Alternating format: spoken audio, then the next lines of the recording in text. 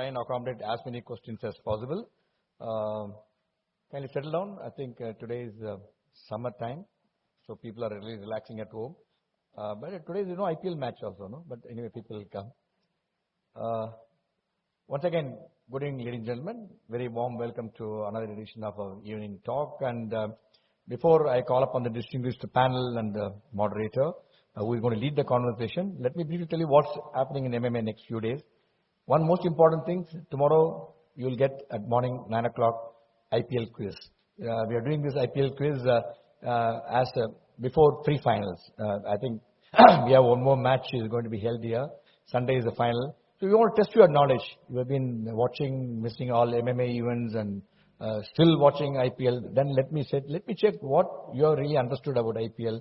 And as far as we are concerned, we learn a lot of management lessons. We already had a talk on MMA, the success of IPL, the management lessons from cricket, where we had three outstanding cricketers came and spoke, and it was really interesting. I thought one before the final conclusion, we'll do one, but we'll also do one before the T20 World Cup, which is happening in USA. So we'll keep you engaged because I know you love sports. I know you love cricket so much. I know you love Dhoni so much. Let me test your knowledge, how you are going to respond to all our questions tomorrow morning. So when you get up tomorrow morning, first thing, see the quizzes there in your inbox and try and attend as many things as possible and share your feedback. Then on the 5th of June, we have going to celebrate the World Earth Day. So the topic what we are going to be discussing is protecting our earth, fighting desertification and building resilience. It is very, very important because we must live to our successes. Plan, the earth is becoming, you see the newspapers today, so much of issues of water, how many places the water is not there. There are also people are discussing about dams. I mean, I know many of the wars are fought world over is not only for the border land, it's also for the water. Water is one issue at national level, international level, and plus earth is again, I think nobody wants to give an inch of our land to others. So it's an interesting event. On 5th of June, we are having that. And again, 7th of June, not to be missed event, we are going to discuss on the theme, the future of soft sciences of business transformation. We have three outstanding panel. Sheshai is the chairman of Asian Paints. He's going to be there along with Mr. R. Gopalakrishnan, author, corporate advisor, former executive director of Tata Sons. And also we have Harish Bhattacharya, author, management consultant, and former senior vice president of Unilever. So we have outstanding thought leaders coming and sharing their thoughts. We do come on the 7th of June. Then on 17th of June, again we have an interesting event. Navigating change, emerging trends in real estate regulations and its impact on industry. Every day you see a newspaper, some real estate things have been changed. A lot of our members own property. They want to buy property. How is it going to happen? When you do a joint development, what's happening? When you have a taxation differently you have a development on your own. There's so many complex things are there. We have an expert in our MMA members, Arti, and along with them, she's a partner, Shradul Amachand, and she's a specialist in real estate. Along with her, we have two outstanding speakers, one from the regulatory, one from the other person who is implementing, also from the RERA. So you come and listen to us, and those who are planning to buy, who are not planning to buy, planning to sell, I think you must listen to them. I think it will stand you good if you know that what are the real estate policies, so that you don't lose your property for nothing actually. Then we also have a number of other events planned. I thought I won't bother you, but our flagship event on 5th of July is the MMA Award for Managerial Excellence and the 68th Annual General Meeting of MMA. You must come. We have some outstanding lined up for you, outstanding program lined up for you. And the chief guest already accepted is the Narendran, the chairman, managing director of Tata Steel, has agreed to be the chief guest. We also have Josh is coming there to speak to you. Plus, we have an award, grand award function. And we also have a number of surprise events during that time. And this is an event to showcase what MMA has done over the period, how many events we have done, what we have done financially, how we have done economically, how we have done administratively, management-wise. We'll be sharing. Please do come. It's happening on the 5th of July, Friday at MMA Management Center. This is what is happening today. Coming to today's event. Before that, let me warmly welcome all the viewers watching the program live from all our social media portals. As usual, if you have any questions, there's a number flashed on your screen. Send your questions, and I only request you to please, I know you have been very, very disciplined, request you to please focus your questions relevant to the theme what is being discussed today. And all the audience who are here, the right of priority is to you actually. And if you have any questions, you can pick up the question slips and the pen. They'll give it to you. You can send your questions. They will really address to you. And by doing this, we really are able to accommodate large number of questions actually. And we can see the large number of questions do come because the question slips are there, and it's your privileged to share your questions and ask them. The panel today are very exciting, very knowledgeable on the subject. And coming to the subject, what got you here won't get you there. And it's all about how successful people become even more successful. I had the privilege of working in the Air Force almost for more than around 3 decades. I've seen very, very successful generals and air marshals and ministers. I had the privilege of working at different, including Ministry of Defense. Subsequently, for the last 17 years, I am at MMA. I've seen some fantastic, outstanding, successful people. They come and spoken at MMA. They come. I've seen each one of them. What the book says is clearly the characters they in. And I've seen they are the more successful. They want to be more successful. They're also more humble. But this is a book I think we should do because I always know one of my trainers used to always tell success is intoxication and better stay away from that. Don't think about success. So it will come to you. But we have an outstanding panel. We're going to be talking to you under our Read and Grow series. Read and Grow series is what we are trying to different theme, different objective. We strongly believe if you have to be a great leader, you have to be a great reader. I've seen many of them, outstanding leaders in the corporate world. They are great, voracious leaders. They are so knowledgeable, so humble. Every subject they'll be able to think, and we have to be think 10 times before we open our mouth and tell them what's exactly is happening. So we are all indeed privileged, all the people who are watching this program, to join us this evening on the theme of the book discussion, What Got You Here Won't Get You There. Ladies and gentlemen, put your hand together to welcome warmly a distributed panel for this evening. We have with us Sangeeta, Shankar and Sumesh. Then we also have with us Saurabh Kumar, the Chief Executive Officer of Kaleshwari Group, and Venu Prasad Menon, Managing Director of Amnet Content Source. Ladies and gentlemen, again a warm round of applause. We're going to keep you engaged for the evening on this very, very important topic.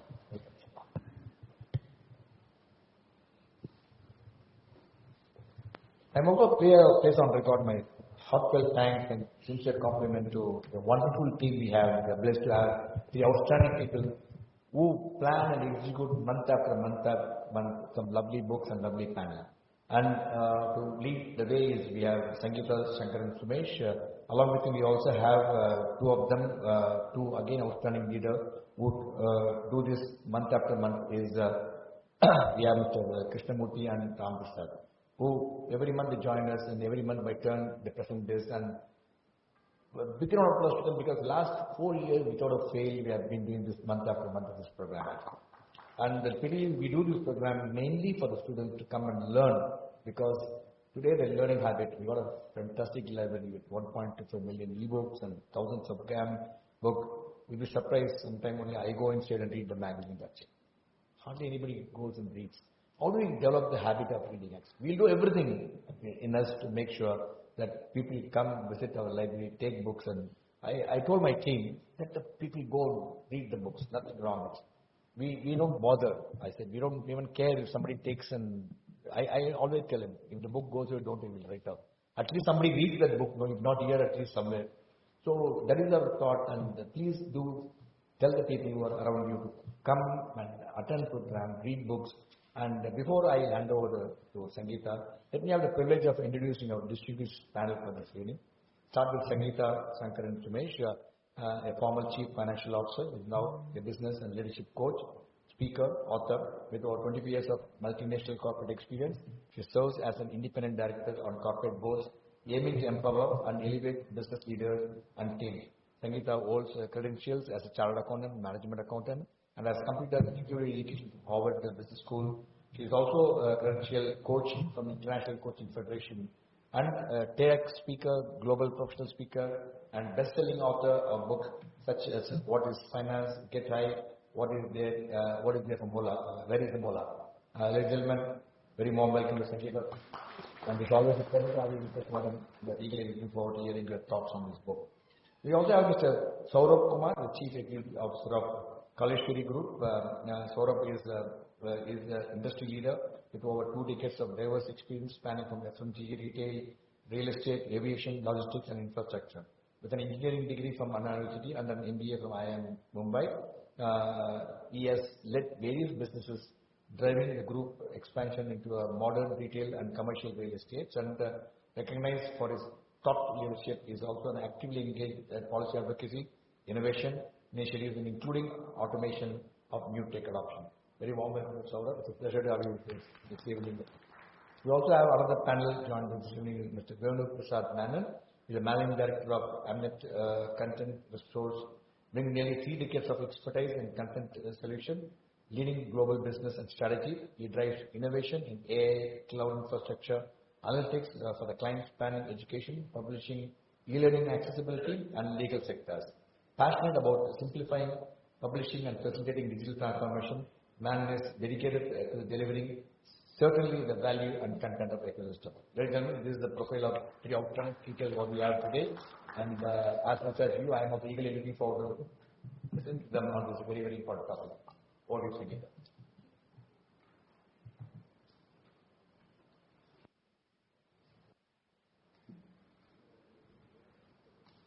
Very good evening, everybody. So what got you here won't get you there. Why did I pick this book? Simply because of the author, Dr. Marshall Goldsmith.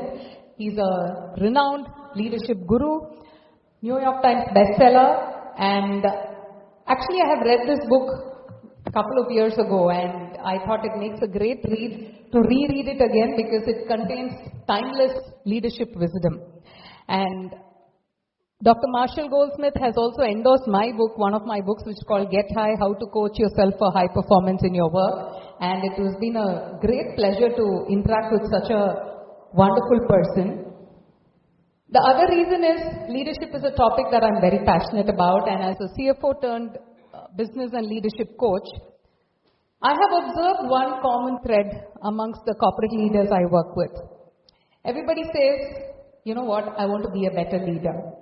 And therefore the subtitle of this book, which says how successful people become even more successful, was something that really appeals to me, and that's one of the reasons I picked this book. What did I like about this book? It's excellent, it's an easy read and very, very relatable. Not just that, it can be an eye-opener regarding our leadership behavior. And it also highlights the benefit of working with a coach. So let me share a quick summary of the book. Highly successful leaders can become even more successful by making small behavioral changes and by working on overcoming their blind spots. Let me share this example that the author has given in the book. I love the story of Martin. Martin was a successful financial consultant in USA, earning a 7-figure salary, and he was known to be extremely savvy in his work. Once he was invited by a top US business titan for a 1-hour meeting to explore how Martin can manage his portfolio. Martin was excited. Now during the meeting, Martin shared with this guy on how good he was, what was his expertise, and how he was ahead of his competitors. The 1 hour just flew by. The titan thanked Martin. And Martin was wondering, why did this meeting end so abruptly? And guess what? Martin never heard back from this titan. What do you think went wrong?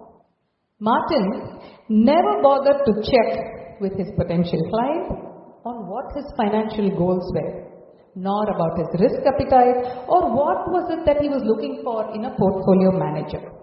And that's what happens when you're successful. Because leaders tend to think they have been successful.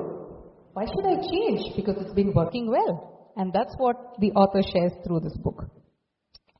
He says people do one annoying thing in their job which they don't realize, and this flaw may sabotage their otherwise golden career. They don't realize that it's happening with them, and they don't realize that they can actually get it fixed by working with a coach.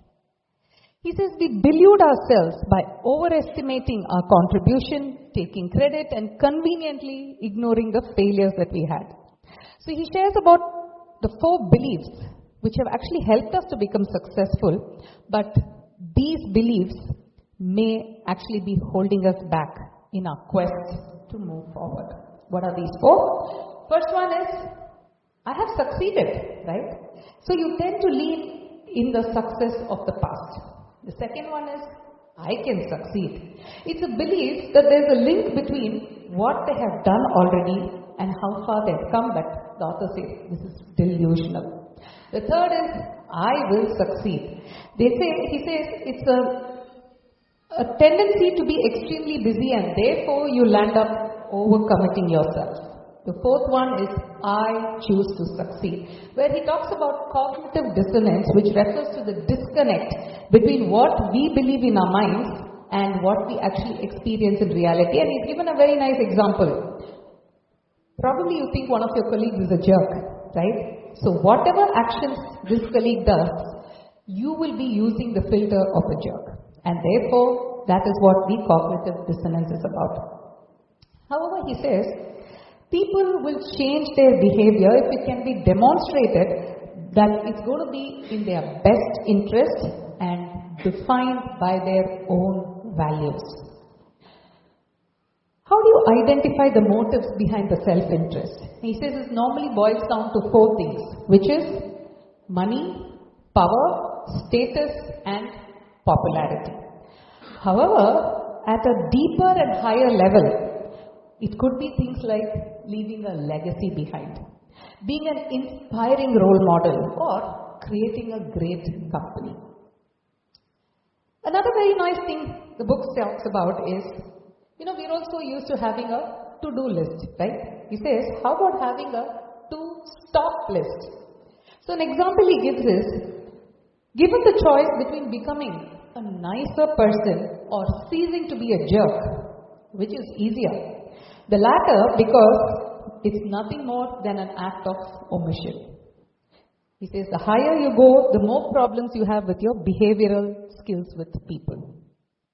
He also adds, none of us are immune to personal flaws, but you may feel that you had no idea that things were coming across. So what are these 20 habits? Wonderful 20 habits, and I'm sure most of us can relate to at least one, if not more. This is a good time for you to reflect on yourself.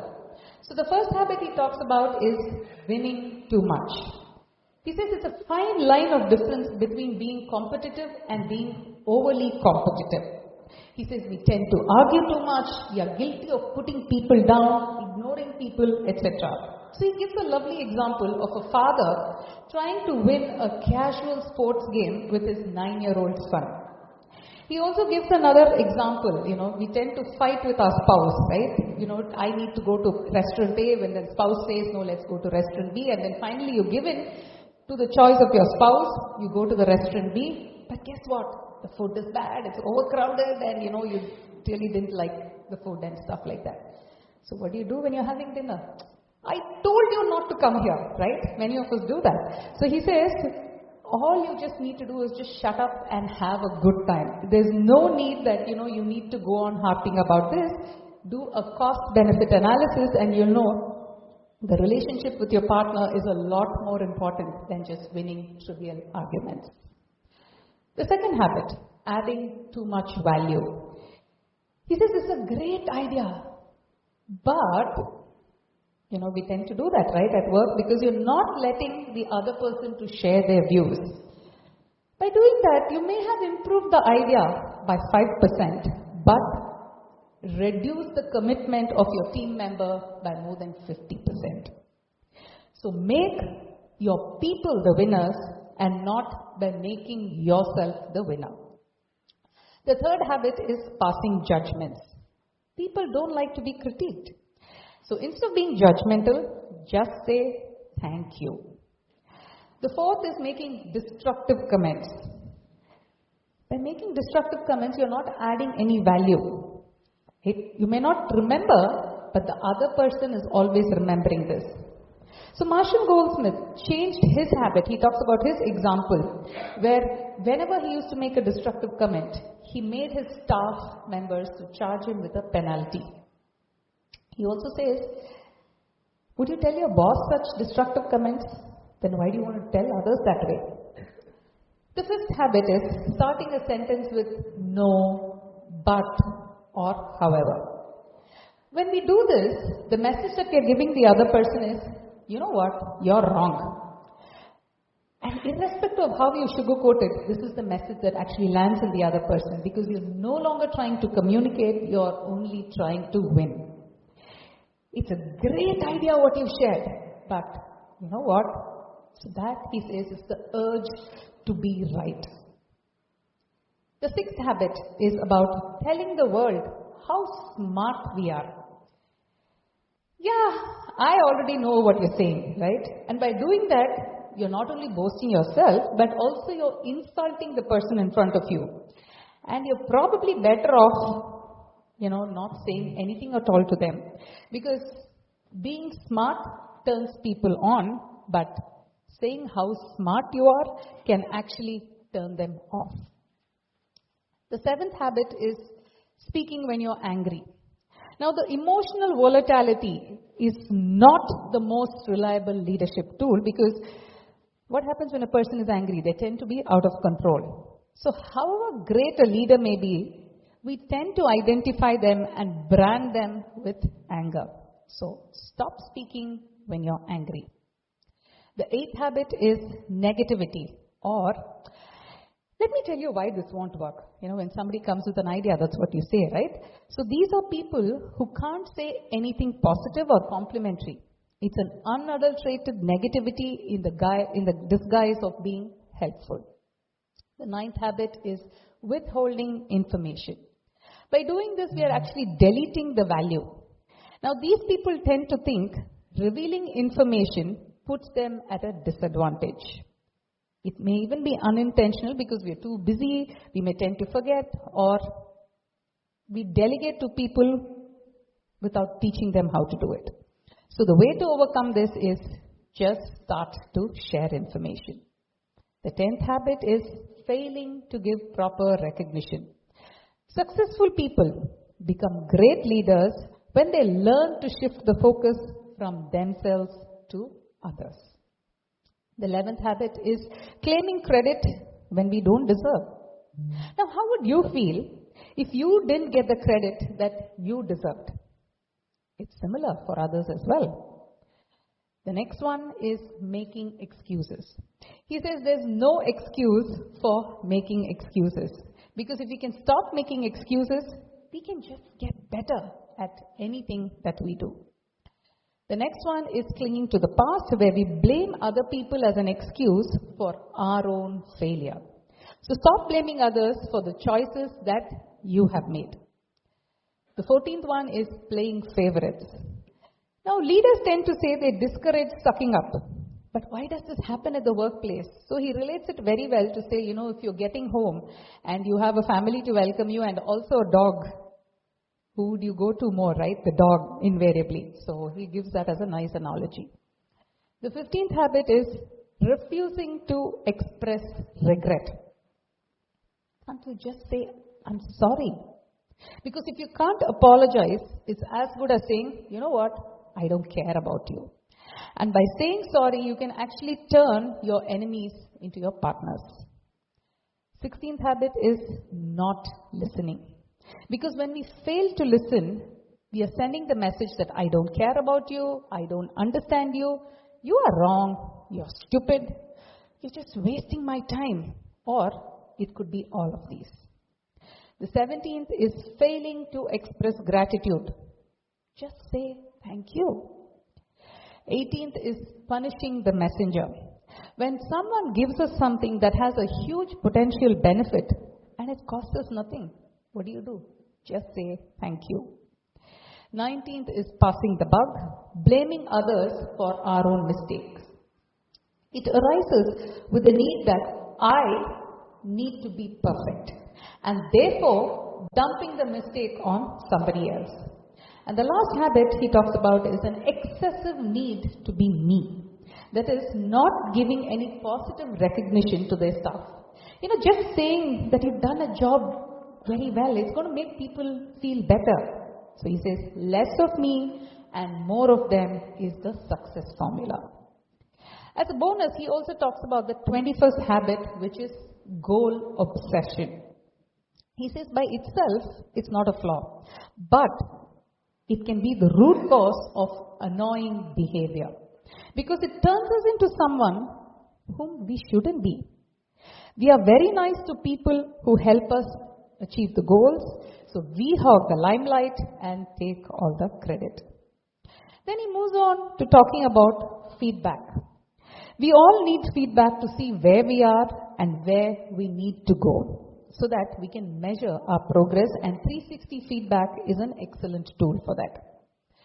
He talks about 3 types of feedback. The first one being solicited feedback, where you're asking people, what is it we are doing wrong? But he says it will be good if this can be confidential so that there's no embarrassment and people can tell you the truth. The second is the unsolicited feedback, which is what is known to us, but it's known to the rest of the world.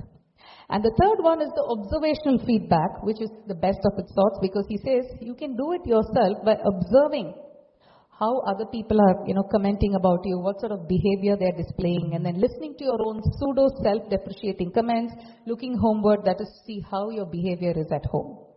He also adds on about the importance of apologizing, advertising, by telling the world that, you're creating a new you. Again, he stresses on the importance of listening because he says, think before you speak, listen with respect, and there's no need to multitask. Give the full attention without any distraction to the person with whom you're interacting. Then he says, thanking, appreciating, and being grateful are again excellent traits. And then he talks about following up. What is that? Just ask the people around you, how am I doing? Measure your progress and reminding people that they are actually helping us, and then, telling them that our efforts are actually, towards imprinting in them. And he also says, remember, not everybody is coachable. This is also said in the book $1 Trillion Coach. This is also an excellent read. And then he is talking about practicing feed forward. This is an excellent technique, because where you're asking a person, it could even be a stranger, for 2 suggestions for the future that will help you change your behavior that you want to change. And he says, importantly, the only response to that should be, thank you. A great way to also share with your team is to come up with a manual, how to handle me, because, you're telling your team members what exactly you want for them. So in the end, he says a very interesting thing, which is, he says, most of the leadership development revolves around one false assumption. That is, we think that if people understand, they will do it, right? But that's not true. Because he says most of us understand, it's just that we don't do, right? I mean, imagine if you want to lose some weight, it's good to go on a diet, it's good to exercise, but how many of us actually do it, right? So that's what he says. So to conclude, what stood out for me in this book? 3 things. Now, I think he's also touched upon how these learnings can be used in our personal lives, not just professional lives. I think we can also start implementing it in our personal lives.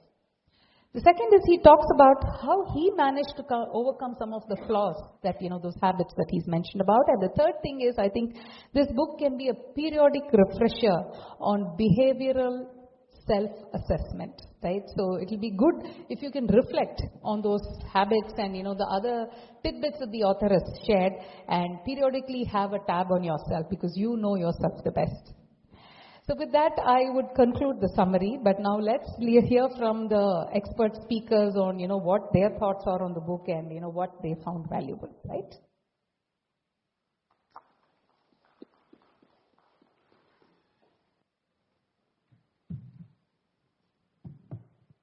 Venu, to you. So what are your thoughts on the book? First of all, good evening, everyone, and thanks for having me here. It's nice to, talk about a book that I like in front of a crowd like this. My thoughts on the book. At work, I deal with a lot of people. I am in the IT services and knowledge publishing domains. So we deal with people, and It's a combination of principles that we follow from different books, and what got you here won't get you there. It's basically a very transformative book on personal and professional development, right? It talks a lot about behavior. It talks a lot about habits. And, it also in a way, I was so influenced by the book that, somebody who was so resistant to coaching at a certain stage agreed to go to a coaching session, engaged with an executive coach, and I believe that it helps you sharpen. It's about those percentage improvements that you do to yourself. You have everything set, but where do you improve those percentages? It's about sharpening the axe and how to go from there. So in short, it's a great book, but there are 2-3 other books that I would recommend to everyone who's reading Marshall Goldsmith's, what got you here won't get you there, in combination. Together, these books are, I would call them a magic potion for anybody who's looking at growing up the ladder, becoming truly successful, beyond where they are and what they do. Nice. Thank you for that. So, in fact, what I always tell is, if you look at the sports world, even the best of and the topmost professionals work with a coach. So why should it be any different in the corporate world is what I always tell. Over to you, Saurabh. So what did you like about this book? And, it will be nice if you can share your thoughts around this. So while I've read this book a few times in the past, but I think when you were taking us through the summary, it felt it's as refreshing as it was when I read it for the first time. What it means is that the message and the essence that the book tries to communicate to us is and will be relevant for a very long time. Whether we are in our first job at age 21 or we are just about to reach 60, and I may be knowing about 1,000 good professionals in my, career, and I was trying to see how many of them pass the filters, 20 filters, that Sangeeta very nicely took us through one by one. And I was happy that there were none, at the end of the 20 habits which we should leave aside.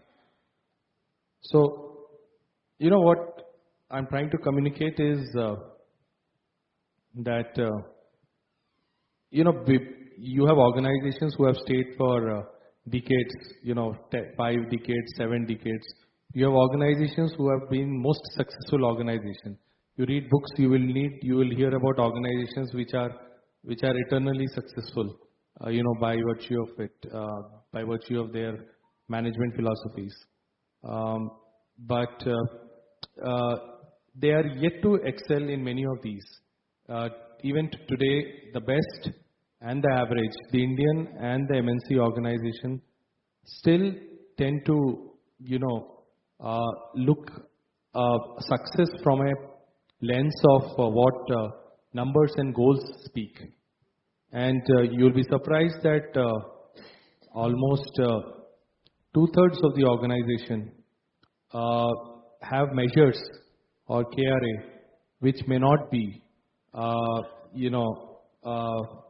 a part of the message, good message that this book is trying to say. So this is where we are. It is after decades of evolution of management philosophy. I'm being very practical. So it's, we all have to see this as something which should first make us better managers. Not think about anything else, any benefit, and see this as a long term. As time, goes, it will be people management and teams which will make difference in success. And believe me, out of these 20 not so desirable habits, if we are able to get rid of 10, at least in a consistent basis and demonstrative way, we can call ourselves for distinction. Very, very nicely stated. And yeah, that is the harsh reality. I think you summed that up very well. Venu, to you. You know, the beliefs and the reasons that have been shared by the author to say why we resist change, right? So what is your thought on that? What is your views, and have you encountered any such situations on that? What is it? I think the primary belief, I am successful, with all of us, right? As humans, we're wired that way. That's right, that's right. And a lot of us, unfortunately, when we face situations or when we're looking at progress, tend to go back and rest on past laurels, at least for a moment. Absolutely, absolutely. You know? Yes, yes. And I faced this challenge with people who've spent about 20 years, 15 years in the organization. I mean, they've grown from very junior levels, you know, probably an individual contributor to an executive level, a senior executive level. Okay. And they still think what got them to the position they are in is going to help them succeed and grow further. But that's not reality. The world is changing, and the world that we are in, which is publishing content, knowledge, with AI coming up the way it is, with innovation coming up the way it is, I mean, it's completely disruptive today, right? But people tend to forget that, right? I did this 3 years back. I know how to handle this. I know how to handle the situation. Everything is connected. Everything is networked. And I think the biggest part, when you're looking at new challenges, new opportunities, or even newer days, you know, newer ways to do the things that you did about a year back or some time back, you need to step back and think, are there better ways to do it? That is one thing. And I think from the book, I adopt this stop, start, and continue. Right? You know, there's a lot of people whom I've, you know, personally had discussions with, asking them to stop the way they were doing certain things. Try. Again, that's part of what we call CFR in our organization. I mean, we have very strong people practices, conversations, feedback, and recognition. Okay. I mean, when you were speaking about feedback, Yeah. I mean, there was a point when, you know, I gave somebody feedback in front of 10 people and they said like, man, like, why is boss calling me? Not the best way. And then I realized, I mean, we have recorded sessions today about feedback where I tell somebody, you know, probably you need to tweak this way and you would improve. So typically, I think the primary thing, and all of these are interconnected, right? I'm successful, Yes. so I'm on top of the world. Yeah. Right? But that doesn't work anymore. I mean, you may be successful, but out there's somebody else who's outthinking you, who's got better ways of doing things. So I think that primary belief, and that's wired in all of us. I mean, Yes, yes. one person in this group who thinks I'm not successful, even at least for a moment when faced with a situation, I mean, I find it very hard to believe. I think we are wired that way. And I think this book is a reminder or a refresher to that point, you know, these 20 habits, tick off, tick off, tick off. What is there, what is not there? And, you know, how do I get better on a daily basis? That's my... Wonderful, wonderful. In fact, what you said about disruption and AI coming in, I think that's so right, because I think, see, disruption has always been there, but I think the reason why we are speaking about disruption now is the pace of disruption is so fast. You know, every day there are like changes and everything. Yeah, so that's true. So the next question is something, you know, I'd like to ask both of you. So maybe Saurabh, you can start off. Like, you know, he's spoken about those 20 habits, right, that are holding you back from getting to the top. So I would like to understand from you, have you witnessed something like that in your career, in your workplace? Or would you like to share some anecdotes with us on any of these habits, your choice? So, I think the book is real, quite real, and I have seen all 20, in fact, and I'll pick up 3 or 4 of them which I feel makes more difference, or you know, is significant. You know, it's like 80-20 rule. So. And in some way, the order in which the author, Marshall Goldsmith, has mentioned is also reflective of the reality. And, you know, when I start with the first 2 things which he says is don't be too competitive, don't try to add too much value. He makes these two statements in the first two behavior. And the reason why this is coming in the first is that it forms a part of every day, every hour discussion, conversation which takes place in an organization. Everything you do, you talk to somebody.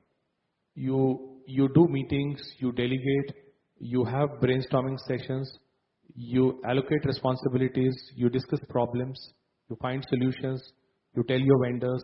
So it's about conversation. And as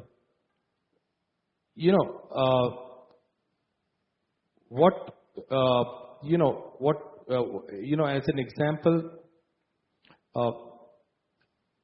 if in one of the in a typical conversation, if somebody says that this is a good way to do it, this is the right way you should do this initiative, or you should go about doing this improvement work. If we just agree to it, if we say yes, he's that, then in a way we are saying that he is great. He knows everything. Everybody should agree to him. But typically in a room, you will have 4 people, 5 people. And 4 out of 5 times I have seen people will say, okay, this is fine, but this has this problem, you're missing out. Or you will hear, while this will work only till beyond, only for day 4, day 5 onwards, this is not a solution because you'll have a new problem. So, instead of supporting or encouraging that person who has said something which is not wrong, because nobody has said no to it. People are only trying to say that in a room, if 5 of us are there, it's not that only one person is smart enough, is intelligent enough, knows all the solution, or is in a position to give solution to all the 5. And that's something which people may not accept or don't want to accept. That's one, which and a better way to handle this can be to say, I agree. I think this is a good way. Let's all work together and see what are the risks around it and see how do we mitigate them. And that's when all the other ideas will come and somebody can jot down and make a plan and keep going ahead. The second behavior which I want to highlight is judgmental. It's coming in number 3. And this is a silent thing. You will never hear it, you will not see it. You will only feel it at times on the spot, or you will feel at times after 2 months, 3 months as well. Now, what is judgmental meaning? Judgmental, essentially, if you think, it is coming from the fact that one person is thinking he is superior to the other in his mind. So if one of my colleague comes to me and says that, I think the markets will go this way up, I feel I am superior to him, and I say, and I make an opinion every time he says the same thing, it never works, or his information is always incomplete because I know 2 other things which will make the markets go the other way around. So, judgmental is nothing but, and it varies with person to person. Instead of that person, if there is another person who comes, we'll think, he doesn't even know that, he's not even fit to make that opinion, or he, whatever he says is half-baked. So, that's about judgmental, and it's very prevalent in an organization, and one of the most difficult things for people to be neutral, and leave away, not to have a view with everything you hear, you see, you come across.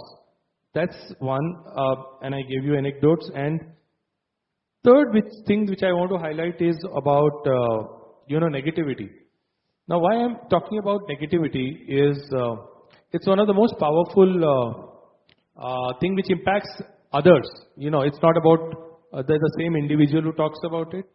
It's the likelihood of any initiative to succeed goes down by 30 to 40% just because one member in a team of 4 members is negative, and negative with respect to various, aspects. Could be his inherent nature, or could be his way of telling others that you don't know the full thing. It's only me who knows about it.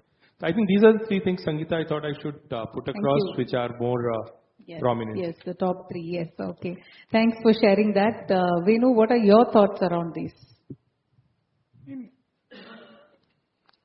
One thing that we've imbibed as a practice to the book is gratitude, right? So all our meetings, so we use these key habits from the book. We also have created a pattern with the Rockefeller habits, which is, on a daily basis, all the important teams that run a function or a business have something called daily huddles. These are basically 10-minute meetings. You don't even sit in those meetings. You just stand up. You talk about just the challenges from that day and any important resolutions required. Excellent. Then we have something called the weekly huddles, where it's about 20 minutes, where everybody comes, the audience is bigger, and then the monthly huddles. What we've instituted as a practice is we start off each of these meetings with a section for gratitude. Wow. And gratitude is not for just the people in the meeting. So there may be somebody in the administrative team that could have done something wonderful for me. Could be booking tickets to a fair or whatever. But gratitude is stated in that meeting. Awesome. And post that, whoever has stated the gratitude also sends a mail to the person with everybody else in the meeting in the loop. So it's like telling this person acknowledging and that yes. You were spoken about. And sometimes when people forget, there are other stakeholders, right? Marketing, finance, admin in the meeting. They go back and tell their teams, hey, look, we spoke about you in this meeting. And it's a very, very nice habit, yeah. It's very energizing. Another thing is adding too much value. I see that as a showstopper in a lot of places. I've seen that people at every level tend to stop participating in meetings or discussing when they believe that, or when they feel that there's one person who's trying to impose his or her views on the entire audience. Yes, I agree. Right? Dominating. I know this, I've done this before, so, I know everything, let's handle it this way. And invariably, this stops them from contributing. There's no free flow of thoughts. There's no collaboration. There is no cohesion or synergy between teams. And that sticks out. We've had situations where there might be individual contributors who know what they're doing and been doing that for 10 years. But unless you give them a chance to talk, unless you hear them out, that's again one part. Another area is apologies, right? I don't feel bad about saying sorry to somebody on my team if I've seriously made a mistake. If I've not made a mistake, the story is different. But then, getting down to that level, yes, I'm seriously sorry, and, that's something that really matters, right? Somebody who's wrongly pulled up for something, or somebody who's just not once in a while done something wrong. There's a lot of meaning in that, right? So I think according to me, those are 3 or 4 things that we've taken away from the book, and we've kind of managed to imbibe that into our culture as well in the organization, and that's helped. That's excellent. Just one observation, when you spoke about apologizing, and the thing is, like you said, when you do a mistake, you don't have a problem apologizing. But what I've realized is most people think, I've not made a mistake, so why should I apologize? That's up to people to realize, and that's true. where they stop, start, and continue, yes, right? Absolutely right. Yes, sure. Thanks, Venu, for sharing that. Saurav, over to you. The 21st habit the author speaks about is the goal obsession. And I've seen that a lot of people who are very driven are so obsessed with their goals. So have you encountered anything like that, or what are your thoughts on this goal obsession? So, at the face of it, goal obsession is desirable behavior. Exactly. Yeah, that's why I it's one of the most difficult paradox, and you hear most of the people managers start saying you should be first obsessed with goal. Only then you can align people, put your 120% effort, forget all the other important, less important or important things, and focus only on my goal. My goal means the manager's goal. So that's the thing, and it's one of the most grayest area because it has some part of it which is true, which is to do with human motivation and focus. To be very precise. And I think how we need to take this is any business goals or initiative needs to be sustainable. There cannot be any short term. Nothing starts and nothing ends in a short term. That's the context. Both the manager and any such dilemmas need to be sorted out. And when you think about it, it needs to be sustainable. It needs to be repeatable, and the success needs to stay. And that's when you will realize that the effort needs to be timed, phased, and targeted rather than just getting obsessed with one thing and forgetting other thing. The another important aspect which is not there in the book and you will not find it is another aspect of obsession is when you are obsessed with something, is it something that is really the need? Is it something that is really linked to the end objective of the organization? And this is very important. You will hear that you do this, you have to do this, but at the end of the day, what initiative or goal which we consider or for which we are discussing as being over-obsessed, is it something that is linked to the organizational vision or a long-term goal? And is it something that will add value to the organization by virtue of it being valuable to the consumers or the customers? If you put these filters, this issue will get sorted out. Very, very valid. So I think the important aspect is to strike the right balance, being focusing on the goal at the same time, not being overly obsessed about it. Yeah, thanks for sharing those good pointers. To you, Venu. Now, the book again stresses a lot of importance on listening skill as a leader. And many times, even I have noticed our listening skills are really so poor. So what do you think about those listening skills, and would you like to add something on that to say how can we become better listeners?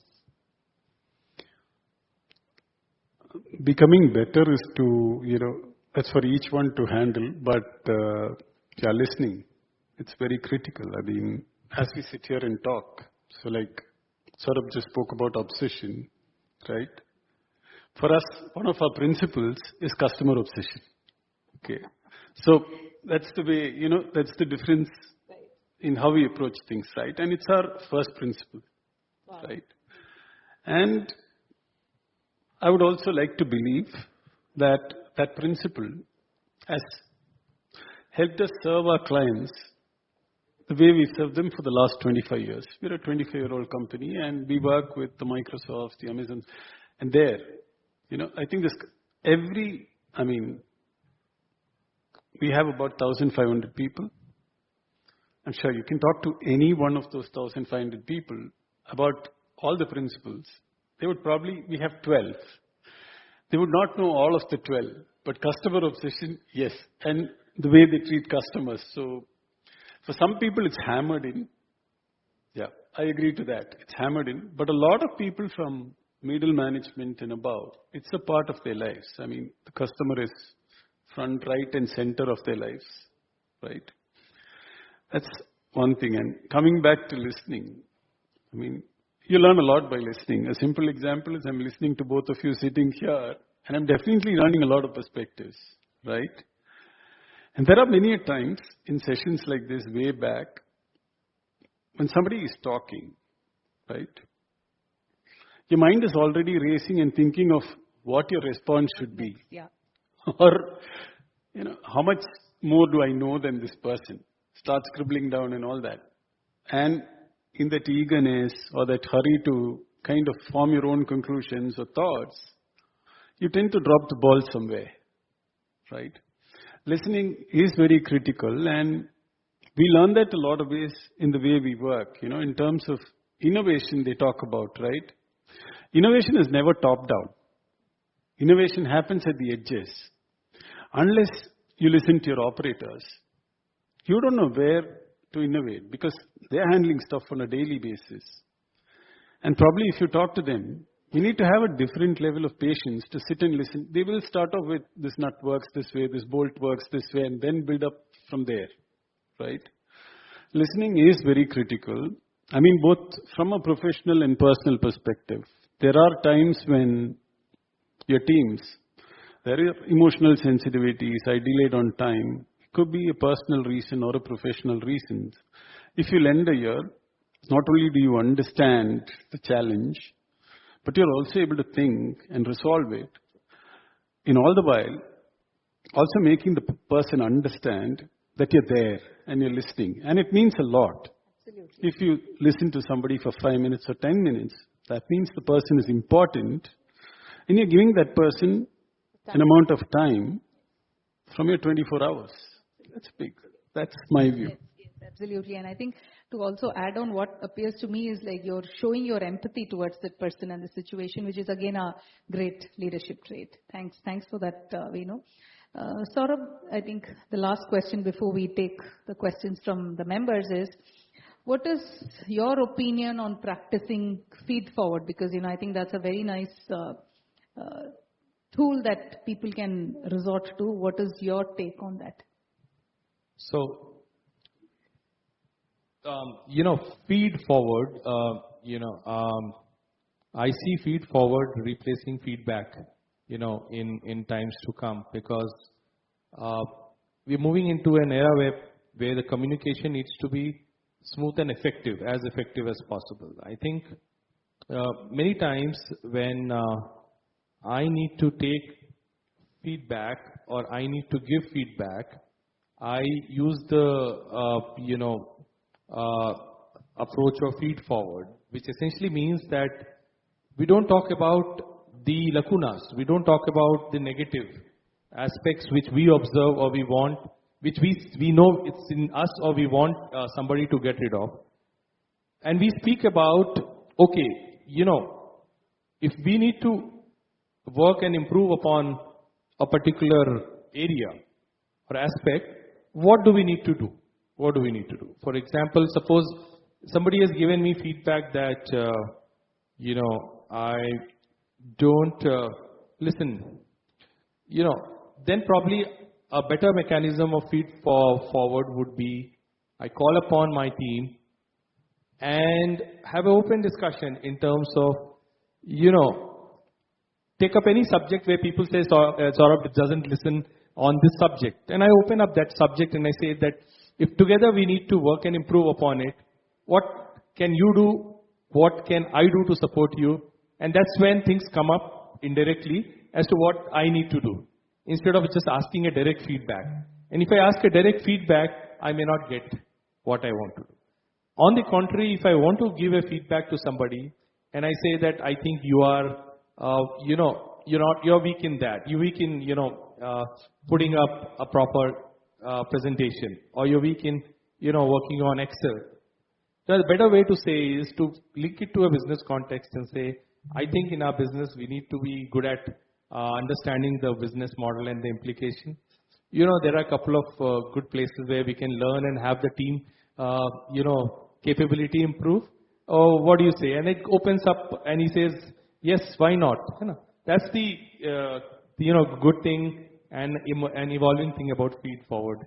Yes, I think that's a very nice example you said, because that way you're, getting your team members trained and then probably, get them to work with coaches and, maximize their potential. So that's lovely share, Saurabh. Thank you. And I think we have some questions from the audience. Some of them are specific to both of you. So the first one, Saurabh, is for you. So this is from Kalyan from E-Road. And what he says is, in your current role, how do you foster a culture of growth and development among your team members, considering the principles discussed in this book? So it's quite a wide question, but a culture of growth and, what is the question, growth and? Development among your team members. So culture of growth and development, I see growth as an organizational growth and development primarily as a individual development. I'll try to split it across these two factors. See, the growth part, yeah, and when I look at all the 20 habits not to practice and 7 thing, to be done, I think the best way to look at it is, if we are able to bring all the people aligned, and when I say aligned with respect to goals, aligned with respect to approach to achieving the goals, aligned with respect to what success means for each one of them, and how this success is linked to the organizational success. And also give them a confidence that as an organization, we are not looking at, only a very narrow definition of success. We are looking at a success which is repeatable, which is sustainable, and which involves the benefit of the organization and the individuals. These 4 or 5 guiding principles, put firmly around all the interactions, exchange of document ideas, as well as review and monitoring, solves the problem. If you can, sum up, that's one thing. As far as individual development is concerned, I think that's where, a best way, to look at it is an individual will have his own development goals. An organization will have its own development goals considering, what an organization is looking at. So, I think, a long-term approach from a point of view of career planning and competency development serves that. I'll be brief, but I think that's the answer. Thanks for sharing that. Venu, a similar related question that has come to you from Kevin from Chennai is, as a managing director of Amnet, how do you encourage a culture of learning and development among your team members in alignment with the theme of the book? Aligning with the theme of the book. Okay. Just to go back to what Saurabh said. Like I said, we follow a combination of books. Another book that we've imbibed very strongly into our organization is Measure What Matters by John Dover. Yeah, OKR, yes. It is probably a book that anybody who's leading a team and is focused on specific numbers, specific objectives, should read sometime in the career. And across the organization, we actually built something called an OPSP. So one-page strategic plan.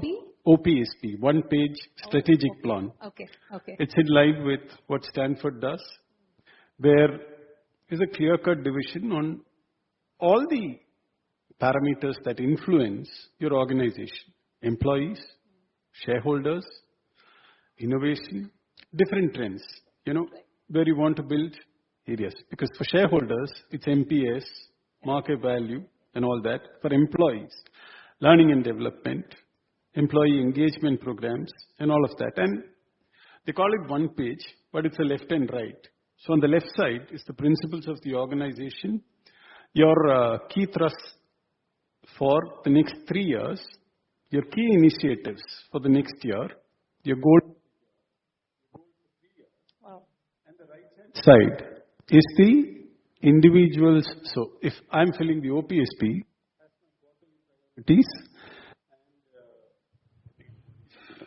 quarterly priorities and key results for a particular.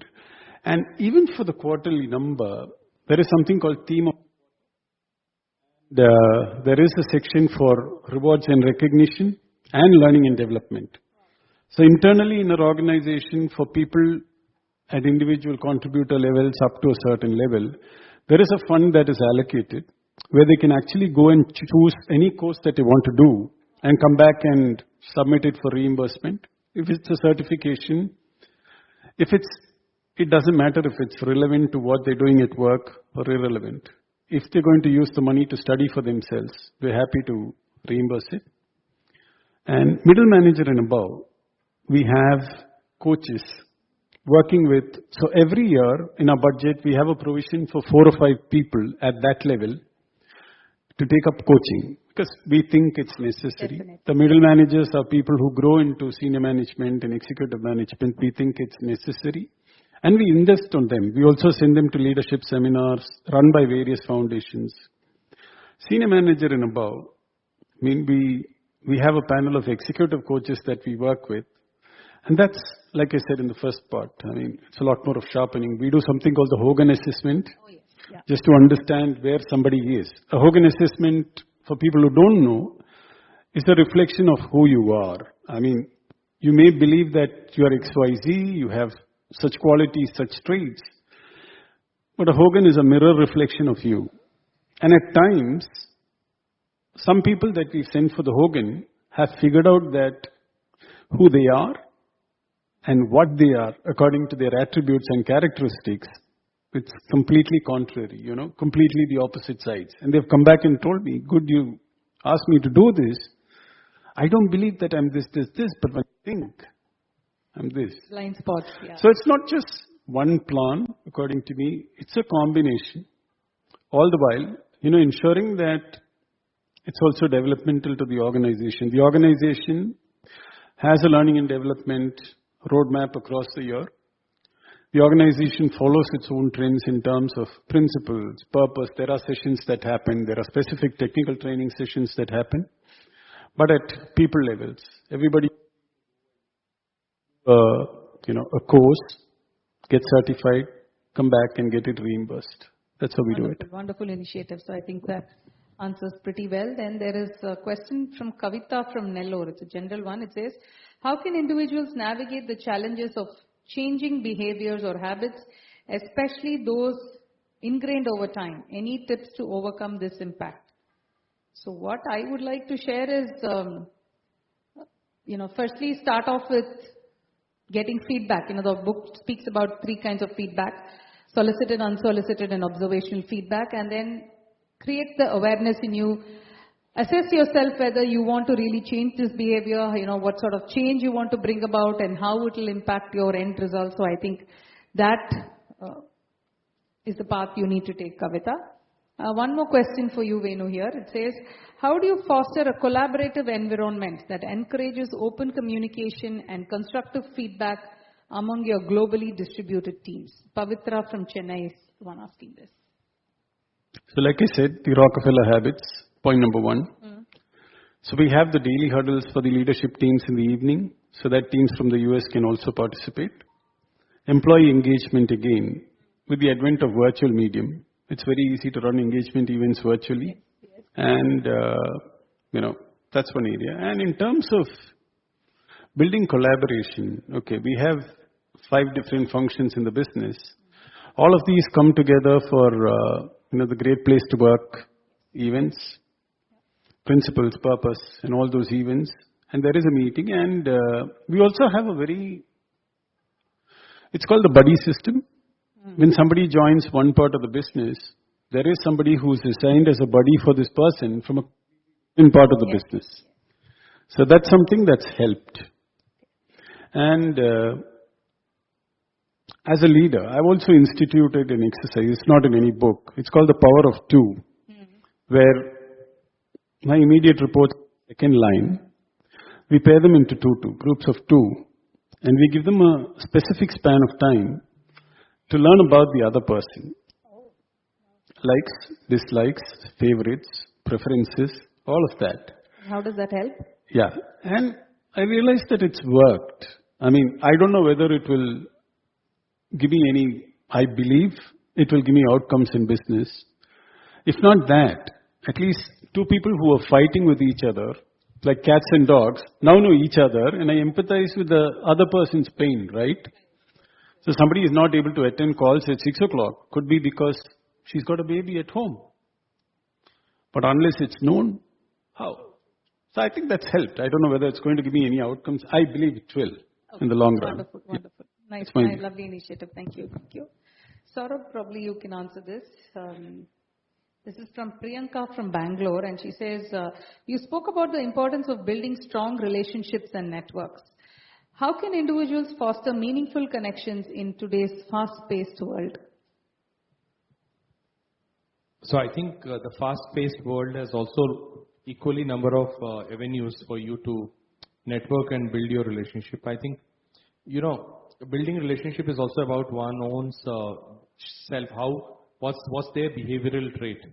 And I have seen, irrespective of the level of the people, irrespective of the age, irrespective of the background from where they are coming, I think people who are, having a very open mind, very confident. They are seeking inputs. They're seeking feedback, and that's how the initial set of things will start. You will not build network just by talking, being a subject matter expert from the year one. And I've seen, meeting, not staying in a place, staying in home. Doesn't matter whether you know whether it's going to help you or not, but if you feel that it's an event, like the event like where we are in, you need to be participating, presenting, and it also, one of the best ways of developing networking is to be clear, what are the couple of areas that you want to develop in future? For example, if somebody wants to excel in bioinformatics or in real estate, it makes sense for them to invest time in also learning the subject, because when you talk to a person, either through offline or online media, after the first level of interaction, if you really want to maintain the relationship, you need to have some good interaction. So, it can't be just for the sake of saying hello. You can't say beyond that point. That's the tip I want. Nice. Thanks for that, Saurabh. Nikhil from Tirunelveli is asking, what are some practical tips or exercises that individuals can implement daily to support their ongoing growth and development? I think best would be to, look through the YouTube channel of others of MMA. There is a world of wealth of information. Mine is also there. I'm called The Gain Enabler on YouTube. That's my social media handles. And apart from that, books definitely. And then, you have a lot of these online courses, Udemy, Coursera, different things. So just pick what is relevant to you, and I think that will really, really help you, Nikhil. So there's one more, Suraj from Chennai. Could you share examples of successful people who have recognized and overcome behaviors that were hindering their success? Any case study on this for reference? Venu, would you like to answer this? Names there. If you know anybody. Without names you can probably share. There's quite a few. In organizations that have worked. So it doesn't mean somebody looks up my LinkedIn profile and goes back and figures out who it is. So I've worked with a variety of leaders. I'm proud to say that. And so the first one was one of the IT majors in India. And that's a lot of manufacturing. That's when computers were kind of going to every superstore in India and all that. And behavioral change. I would take myself as the first example. Okay, it's better, right? Yes, that's rather not than better. talking about other people. Yeah. So I was with HCL. Because it's me, I can talk about it. HCL had just then developed a board completely with surface-mounted technology. That means the graphics card, RAM, etc. are implemented on the board. HCL had just then taken its share of success with the BCB. BCB is the brand that built HCL, for people who don't know. And now they've done this. And during testing, somebody smartly discovered that this thing won't work in the enterprise. Okay? And that's a market that they were looking at. So what do we do now? And the big minds at HCL got together. They said, we're not going to waste this. We'll position this for homes. That's the first time the computer came into the Soho market in India, the small office, home office market. It was called the beanstalk. And the only innovation was on the screen, you'll see Jack climbing up the beanstalk. That's all. I still remember the configuration. A lot of people here may remember. 486DX400, 4 GB RAM, 2X creative CD-ROM drive, and some preloaded software with Grolius, Encyclopedia and all that, selling for 1,20,000 in those days. That's not the fun part. Now, how do we... So, we were all picked up off campus from HCL and we were like, okay, we picked up off campus with HCL, all that, ego and all that. And the first thing they do is, there are 14 of us as trainees. They take us into a room. They say, now you start assembling and disassembling the computer. We did all of that. Okay, why are we supposed to do this? Okay, fine. 2-3 days, let's learn it and chalta hai karo. We did that. And the next job was, that's when computers first went retail. They got into stores and all of that.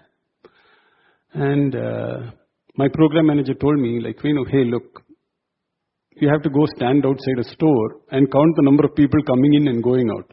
I was saying, management training, an engineer, why should I stand outside? And that too landmark. Just standing outside with the security guy, counting the number of people who come in and go out daily from 9 to 9. You get lunch breaks of 15 minutes. There are 2 of us standing there. And I said, man, let's do this. Okay. After this, probably things will get better.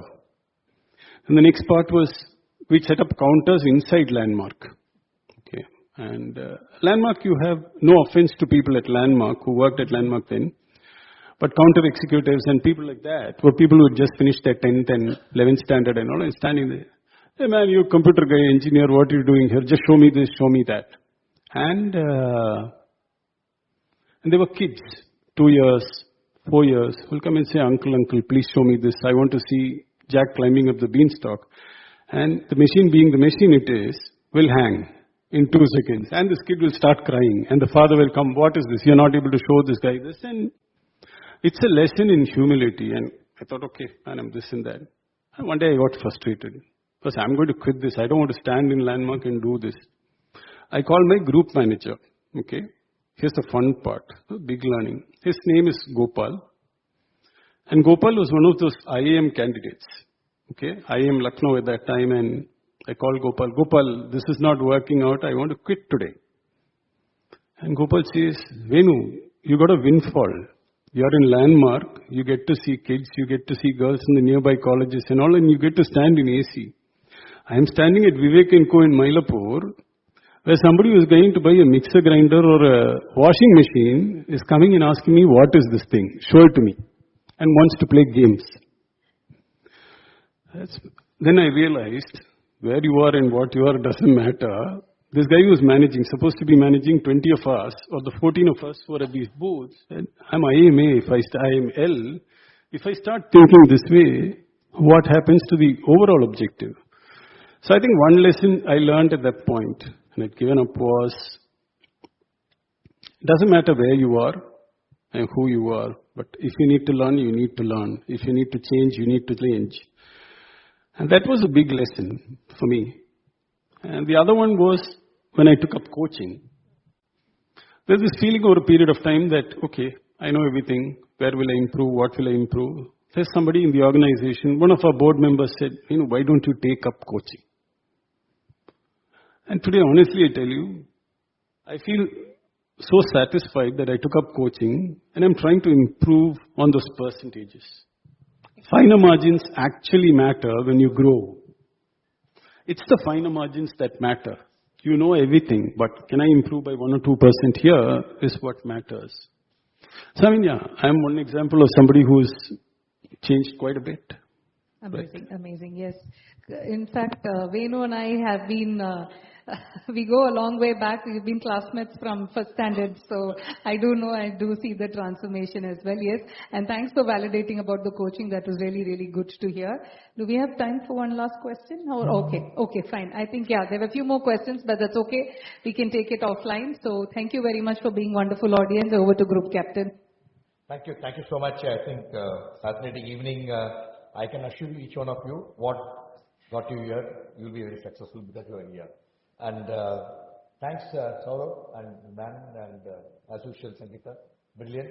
I request Sundaram and Ashok join me on stage to present a memento. Ladies and gentlemen, warm round of applause to our distinguished panel and all the live viewers watching this program live.